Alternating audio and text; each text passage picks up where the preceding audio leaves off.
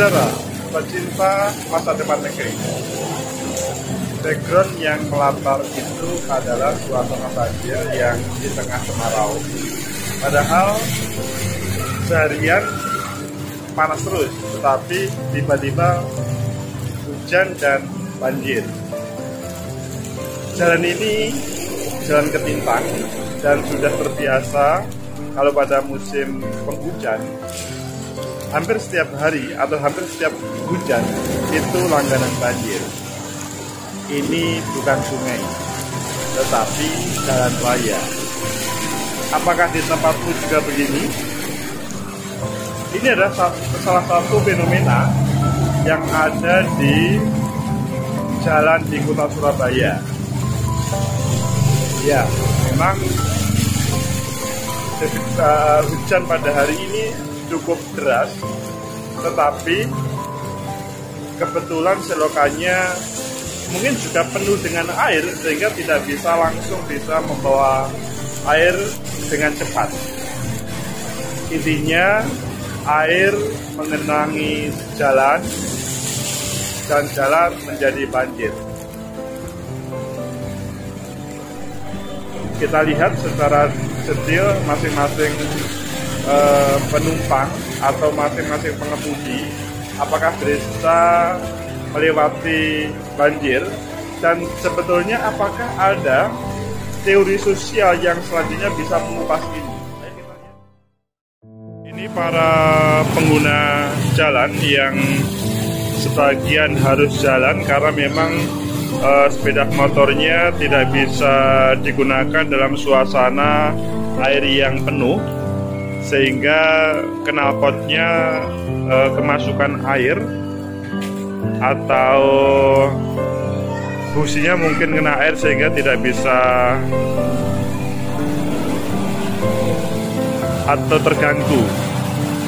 Itu dua sepeda motor jalan lancar.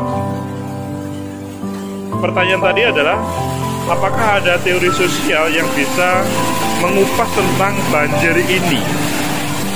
Atau apa sebetulnya sih banjir ini terjadi? Mengapa banjir ini terjadi? Dan bagaimana solusinya? Kalau berbicara banjir terjadi, standar atau jawaban yang paling mudah adalah ya karena air hujan tumplek di jalan. Air hujan tidak bisa mengalir melalui jalurnya, maksudnya selokan. Kita lihat selokan itu sebetulnya ada selokan di bawah ini, tapi juga tidak tahu detail mengapa kok selokan itu tidak. Apakah ini memang yang punya rumah tidak bisa mengalirkan atau memberikan fasilitas jalan untuk menuju selokan, atau memang sudah penuh? Kalau mau melihat ke sana harus kena hujan. Kalau melihat dari sana memang selokannya juga penuh. Jadi meskipun ditambahin air, ini di sana ada di belakangnya tulisan Rawon Bukit Pecel RP 10.000. Di belakang itu kan kelihatan ada selokan dan memang penuh. Jadi seandainya ada tambahan air tetap tidak bisa. Maksudnya selokan sudah penuh, maka ya air akhirnya yang paling enak ke jalan raya, mencari tempat yang lebih rendah. Ingat kan pada waktu dahulu? Nah, sekarang ini adalah sudah langganan. Setiap hujan relatif terjadi banjir. Coba khususnya saudara-saudara yang berada di kota Surabaya, apakah juga mengalami hal seperti ini? Saudara pecinta masa depan negeri, pada saat ini mumpung Surabaya menjalankan atau mempunyai program pemilihan kepala daerah, adakah dari para bakal calon yang sampai hari ini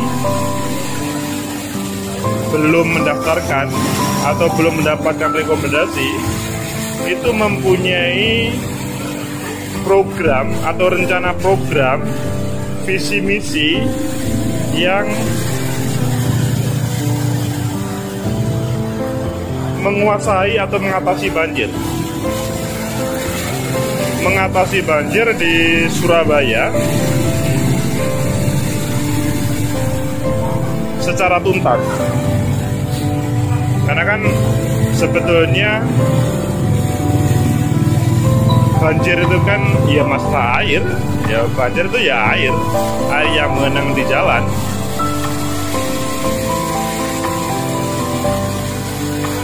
Ketika dihubungkan dengan teori sosiologi yang membahas itu sebetulnya ada pertama teori rasional. Rasional lebih khusus adalah pilihan rasional choice. Pilihan rasional itu kalau diterapkan bisa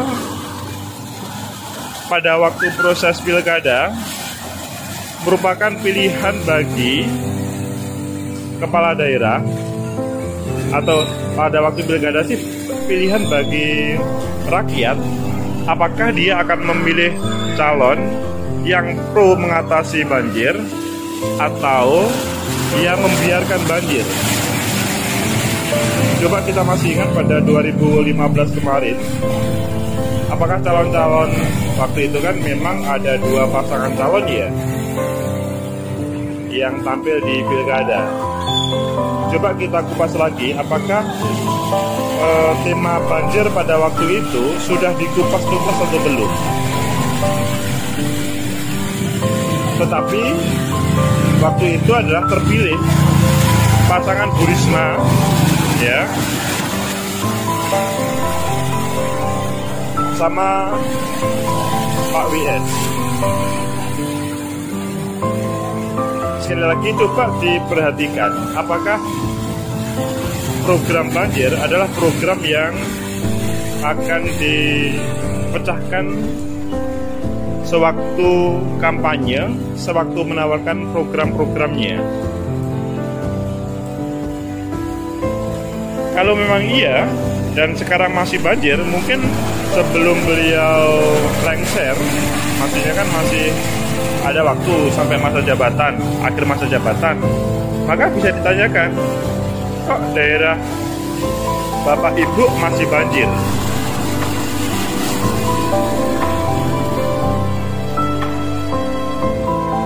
Pilihan rasional pada waktu itu memilih Bu Risma sama Pak WS.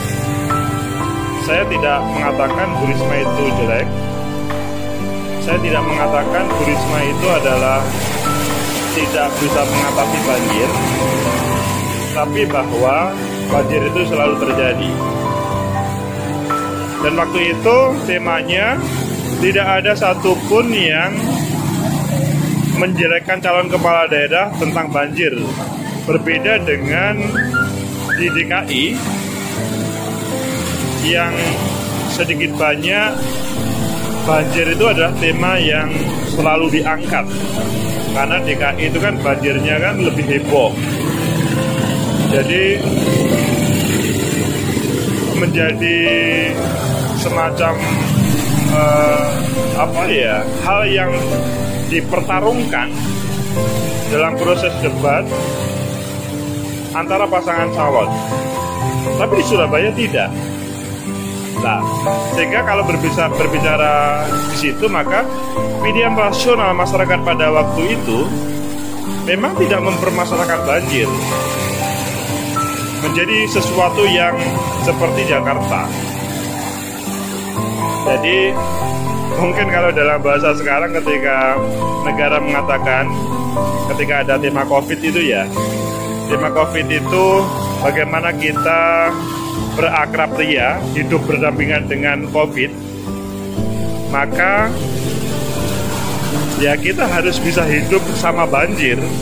Banjir sudah menjadi bagian dari kehidupan kita. Nah ini terkena banjir tapi aman semuanya. Saudara, pecinta masa depan negeri, pilihan rasional memang pada waktu itu 2015 menampilkan yang terbaik. Sehingga kalau sekarang ini masih banjir, maka ini menjadi sebuah program yang harus dipecahkan oleh pasangan calon. Bakal pasangan calon khususnya, apalagi yang kebetulan mereka belum mendapatkan rekomendasi. Ayo, para bakal pasangan calon atau para tim, sudahkah memasukkan program ini menjadi bagian dari yang penting? Pecinta masa depan negeri, saudara pecinta masa depan negeri, ini kalau dibiarkan, pembangunan rumah di Surabaya itu kan semakin hari semakin banyak. Jalanan untuk dilebarkan agak sulit, meskipun Burisma punya prestasi sih. Jalan raya, khususnya jalan raya ini 2 kali lipat dibanding, bahkan lebih dibanding dengan kemarin. Iya, jalan raya ini bisa terselesaikan. Relatif di sana tidak ada banjir yang bisa dilihat. Tetapi kalau kita masuk ke berbagai jalan-jalan di kelurahan atau bukan jalur utama, itu banjir terjadi. Nah, ini adalah pengguna sepeda motor yang harus menuntun. Yang nggak tahu apakah dia warga Surabaya atau tidak. Yang pasti pilihan rasional warga Surabaya pada waktu itu memenangkan pasangan terpilih secara mutlak. Kembali lagi, kita harus berdamai dengan banjir. Tapi mumpung masih belum pendaftaran, saya pikir bakal pasangan calon atau partai-partai yang akan memberikan rekomendasi bisa berpikir untuk hal ini, yaitu pilihan rasionalnya adalah, karena rekomendasi belum muncul semuanya kan, coba DPP partai menghadirkan atau memilih bakal pasangan calon yang bisa mengatasi banjir. Ya, kalau berbicara pilkada Desember, itu adalah musim banjir. Akan lebih baik tema banjir menjadi bagian tema yang perlu dipecahkan. Karena kalau tidak, kebetulan pada bulan Desember itu juga terjadi banjir, partai kebetulan memilih bakal pasangan calon yang tidak pro banjir atau tidak mempunyai rencana untuk mengatasi banjir, maka ya kemungkinan untuk memenangkan pertarungan agak sulit.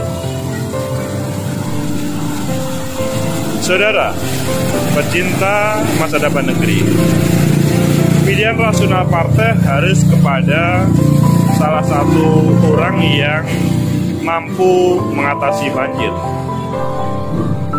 Banjir yang kelihatan begini, ini kan kalau agak ke barat dikit gitu, atau ke utara dikit, utara barat, ini bisa macet. Ini relatif masih bagus jalannya karena memang di depan saya ini adalah belum begitu dalam. Pecinta masa depan negeri, maka pertama, secara rasional choice, pilihan rasional, partai politik sebelum memberikan rekomendasi, kebetulan kan belum muncul ini, coba menampilkan pasangan calon yang perhatian terhadap banjir, supaya mudah untuk mendapatkan kemenangan. Ingat, bulan Desember adalah gede-gede sumber, besar-besarnya sumber yang berasal dari hujan. Kemungkinan besar itu menjadi tema yang baik, menarik untuk diangkat oleh lawan politik. kalau tidak pro terhadap banjir, bakal pasangan calon dari partai politik atau gabungan partai politik kecil kemungkinan untuk bisa memenangkan. Selanjutnya pada hari H, coba saudara pecinta masa depan negeri, khususnya kota Surabaya, pilihlah yang mempunyai kepedulian terhadap banjir. Bagaimana mereka bisa mengatasinya, sehingga ke depan Surabaya aman dari banjir. Like, subscribe, share. Ketemu lagi selanjutnya.